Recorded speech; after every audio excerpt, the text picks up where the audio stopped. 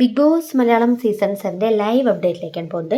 B hotel ടാസ്കിൻ്റെ ഭാഗമായിട്ട് റിയ സലീം വീട്ടിൽ കയറിയതും ലക്ഷ്മിക്ക് ഇട്ടുകൊടുത്ത കൊട്ടിനെ കുറിച്ചൊക്കെ നമ്മൾ കണ്ടിരുന്നു അല്ലേ.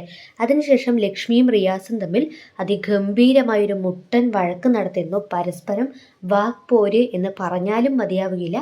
അത്രത്തോളം അങ്ങോട്ടും ഇങ്ങോട്ടും രണ്ടുപേരും വിട്ടുകൊടുക്കാതെ ഓരോ കാര്യങ്ങളും പറഞ്ഞുകൊണ്ട് അത് വലിയൊരു വഴക്കിലേക്ക് എത്തുകയായിരുന്നു. അതായത് റിയാസ് ആദ്യം തന്നെ ലക്ഷ്മിയെ വിളിച്ചിട്ട് പറയുകയാണ്, ഞാൻ ഇവിടെ ഒരു ഗസ്റ്റ് അല്ലേ, എനിക്കിവിടെ എല്ലാ സർവീസും കിട്ടുന്നുണ്ടോ എന്നുള്ളത് ജനറൽ മാനേജറായ നിങ്ങൾ ചെക്ക് ചെയ്തോ എന്നുള്ളത് ചോദിക്കുന്നു.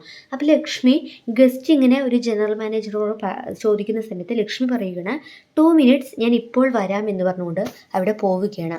റിയാസ് അവിടുത്തെ ഗസ്റ്റാണ് എന്നുള്ളത് ലക്ഷ്മിക്ക് അറിയാമല്ലോ. അപ്പോൾ ക്യാരക്ടറിൽ നിന്നും മാറിക്കൊണ്ടാണ് ലക്ഷ്മി ആ സമയത്ത് ഈ ഒരു കാര്യം പറയുന്നത്. ഈ ഒരു വാക്ക് അല്ലെങ്കിൽ ഇവർ രണ്ടുപേരുള്ള ഈ ഒരു കോൺവെർസേഷൻ പിന്നീട് എന്തുകൊണ്ടാണ് ആദിലയെയും നൂറയെയും നിങ്ങൾ അങ്ങനെ പറഞ്ഞത് എന്നുള്ള ആ ഒരു കോൺവെർസേഷനിലേക്ക് എത്തി.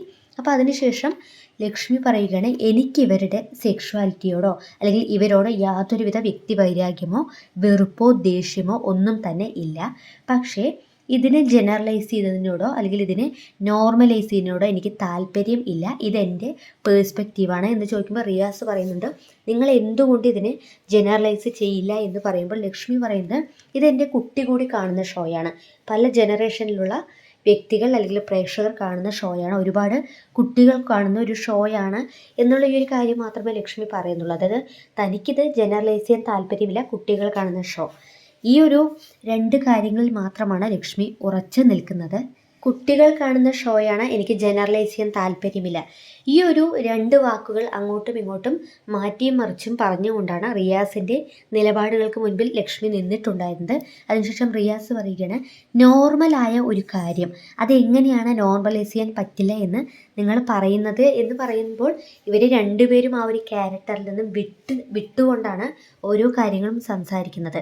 അപ്പോൾ ഈ നോർമലായ ഒരു കാര്യം നിങ്ങൾക്ക് നോർമലൈസ് ചെയ്യാൻ പറ്റുന്നില്ല എന്ന് പറയുമ്പോഴും കണ്ടല്ലോ എന്നുള്ള രീതിയിലൊക്കെ ലക്ഷ്മി വല്ലാത്ത രീതിയിൽ റിയാസിനോട് പ്രൊവോക്ഡായിട്ട് സംസാരിക്കുന്നുണ്ട്. ഇതെൻ്റെ പേഴ്സ്പെക്റ്റീവാണ് എന്നുള്ളതൊക്കെ പറഞ്ഞിട്ട് റിയാസും അതിനൊപ്പത്തിനൊപ്പം തന്നെ ഓരോ കാര്യങ്ങൾ പറയുന്നു. ആദിലയും നൂറയും റെനിയും ഒക്കെ റിയാസ് പറഞ്ഞതിന് ശേഷം ആദില ഇതേ കാര്യത്തെക്കുറിച്ച് ലക്ഷ്മിയോട് ചോദിക്കുമ്പോൾ ലക്ഷ്മി പറയുന്നത്, ഈ ഒരു സംഭവം നടന്നിട്ട് കുറച്ചധികം ദിവസമായി, ഇത്രയും ദിവസം എന്നോട് ചോദിക്കാതെ പുറത്തു നിന്നും വന്ന ഒരാളുടെ ബലത്തിൽ എന്നെ ചോദ്യം ചെയ്യരുത് എന്ന് പറഞ്ഞുകൊണ്ട് ആ ഒരു വിഷയത്തെ അങ്ങ് മാറ്റിവിടുകയാണ് ഇപ്പോൾ ലക്ഷ്മി ചെയ്തുകൊണ്ടിരിക്കുന്നത്. ഇപ്പോൾ ലക്ഷ്മി പറഞ്ഞിരിക്കുന്ന വീട്ടിൽ കയറ്റാൻ കൊള്ളാത്തവൾ, മറുസമൂഹത്തിൽ ജീവിക്കാൻ അർഹതയില്ലാത്തവർ എന്നുള്ള ഒരു സ്റ്റേറ്റ്മെൻറ്റിനോടൊന്നും എനിക്കും യാതൊരുവിധ താല്പര്യവുമില്ല, ഞാനതൊരിക്കലും അക്സെപ്റ്റ് ചെയ്യുന്നില്ല. എങ്കിൽ കൂടി ലക്ഷ്മിയുടെ വ്യക്തിപരമായ അഭിപ്രായം അല്ലെങ്കിൽ ലക്ഷ്മിയുടെ പേഴ്സ്പെക്റ്റീവ് അതവരുടെ പേഴ്സണൽ ചോയ്സാണ്. നമുക്കിപ്പോൾ അവർക്ക് ഈ ഒരു കമ്മ്യൂണിറ്റി അക്സെപ്റ്റ് ചെയ്യാൻ പറ്റുന്നില്ല എന്ന് പറയുമ്പോൾ നമുക്കൊരിക്കലും അവരുടെ നിലപാടുകളെ മാറ്റാനോ അല്ലെങ്കിൽ അത് മാറ്റണം എന്ന് വാശി പിടിക്കാനോ നമുക്ക് യാതൊരുവിധ റൈറ്റ്സും ഇല്ല. ഇതേ വിഷയവുമായി ബന്ധപ്പെട്ട് ഇനിയും അങ്ങോട്ട് ലക്ഷ്മിയെ പ്രൊവോക്ക് ചെയ്യാതിരിക്കുകയാണ് ബെറ്റർ എന്നുള്ളതാണ് എനിക്ക് പേഴ്സണലി ഫീൽ ചെയ്യുന്നത്. കാരണം ഒരു കണ്ടസ്റ്റൻറ്റിനെ അകത്ത് ഇത്രത്തോളം ഒറ്റപ്പെടുത്തുന്ന സമയത്ത് സ്വാഭാവികമായും പ്രേക്ഷകർക്കിടയിലേക്ക് അവർക്ക് പ്രേക്ഷക പിന്തുണ കൂടും. മുൻപുള്ള പല വീഡിയോകളിലും നമ്മൾ ഇതേ കാര്യം സൂചിപ്പിച്ചിട്ടുള്ളതാണ്.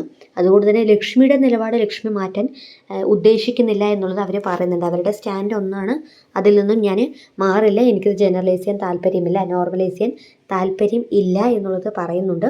അങ്ങനെയെങ്കിൽ അവരുടെ നിലപാടുകൾ അവർക്ക് വിട്ടുകൊടുത്തുകൊണ്ട് ഇതേ വിഷയവുമായി ബന്ധപ്പെട്ട് വീണ്ടും മുന്നോട്ട് പോവരുത് എന്നുള്ളതാണ് എനിക്കും പറയാനുള്ളത്. ഇനിയും ഒരുപാട് കണ്ടൻറ്റുകൾ റിയാസിൻ്റെ ഭാഗത്തു നിന്നും വരാൻ സാധ്യതയുണ്ട് എന്നുള്ളതാണ് ഞാൻ പേഴ്സണലി വിശ്വസിക്കുന്നത്. കാരണം ഒരു പക്ക ബി മെറ്റീരിയലാണ്. എന്തായാലും രണ്ടുപേരും ടാസ്കിൽ നിന്നും വിട്ടിട്ട് അല്ലെങ്കിൽ ക്യാരക്ടറിൽ നിന്നും വിട്ടിട്ടാണ് ഓരോ കാര്യങ്ങൾ പറഞ്ഞതും. ജനറൽ മാനേജറായ ലക്ഷ്മി ആയിക്കോട്ടെ റിയാസ് ആയിക്കോട്ടെ രണ്ടുപേരും ഈ ബി ഹോട്ടൽ ടാസ്ക് അവിടെ നടക്കുകയാണ് എന്ന് പോലും ഓർമ്മയില്ലാതെ അല്ലെങ്കിൽ അതുപോലും ചിന്തിക്കാതെയാണ് പരസ്പരം അങ്ങോട്ടും ഇങ്ങോട്ടും വലിയൊരു രീതിയിലുള്ള വഴക്ക് എന്നുള്ള ഒരു തലത്തിലേക്ക് ഇത് എത്തിച്ചത്.